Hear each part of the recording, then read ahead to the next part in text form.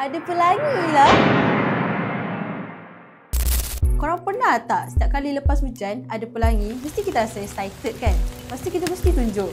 Lepas tu ada orang tua-tua ni akan cakap macam tu. Macam, weh, pelangi je pun. Salahkah aku tunjuk? Masa kecil dulu, aku percaya gila benda ni tau. Kalau nampak pelangi, aku siap sorot tangan dalam poket. Katanya pelangi ni ada penjaga gaib. Kalau kita tunjuk, maksudnya kita ganggu dunia diorang. Dan jari kita boleh hilang masa kita tidur malam. Scary kan? Tapi bila dah besar ni, aku sedar benda ni ada logik yang genius sebenarnya. Sebab pelangi muncul lepas hujan kan? Masa tu tanah masih lembap, langit pun masih berpetir. Kalau budak-budak main tunjuk-tunjuk langit, takut bahaya, boleh kena sambar kilat. Jadi orang dulu tak cakap jangan main masa hujan. Diorang terus bagi versi menakutkan. Senang, anak terus patuh. So orang tua-tua ni bijak sebenarnya. Diorang guna cara scary sikit supaya kita ni dengar cakap. Kadang aku rasa orang dulu lagi pandai mendidik. Tak perlu buku parenting pun. Sekarang kalau bagi petua macam ni, confirm budak-budak jawab, alah tu mitos je.